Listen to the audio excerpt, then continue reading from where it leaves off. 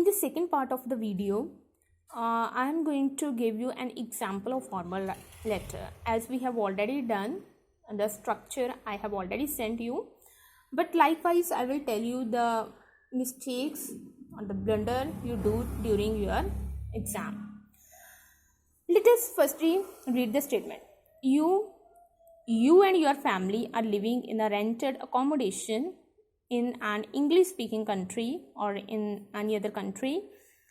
You are not satisfied with the condition of the some furniture.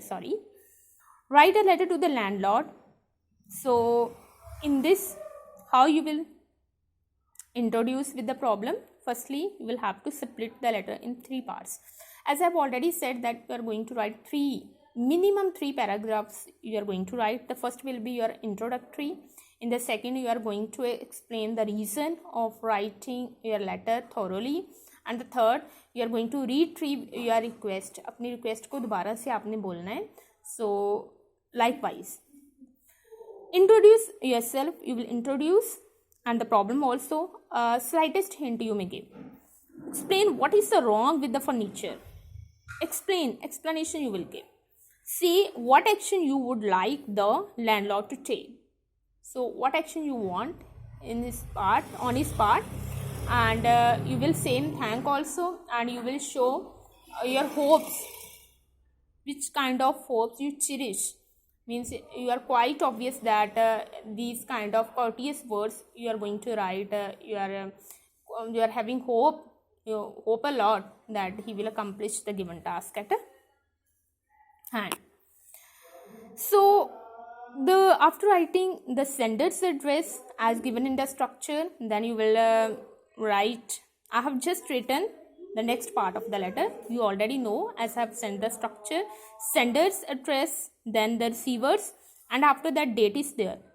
So date, the most common mistakes are there. First, sometimes you write 24, then the 7, 2020, like this, it will be wrong. You will have to write 24th August 2020, full stop. Clear? Like this you will have to write date. Then occurs your subject. So you write the subject in 3-4 lines. This is wrong. Only 1.5 line is sufficient for the subject. So you can start your subject like a plea. Plea means request. A request also you can write. And imploration. Imploration means also request. So these emphatic words you may use. A plea or imploration. Clear? So then, dear sir, instead you will write respected sir. Clear? Respected sir you may write, and comma is there. For example, I have written my name. You will write, this is an instance only that I am going to give you. You only need to follow the structure. Your name you can write, the tenant who is dwelling in your rented house which is located in the estate in the suburb. So vocab words that you find are good, you can write. Suburb means the outer area of the city, out of the city. Suburb of the city near Mall Road. I hereby want to draw your kind attention towards the clumsy. Clumsy means shabby. SH means shabby. Shabby means not good. Condition of the furnishing and the fittings which are comprised in the flat at extra charges. So firstly you have already told about yourself, who you are, and at the same time you have given the slightest hint about the furniture, the shabby condition of the furniture. But in the next paragraph you will have to thoroughly explain the reason of writing your letter or the problem. Couch and the recliner are in a very shabby, couch means sofa, condition, and attire means the cloth, draped means covered, on the sofa is tattered.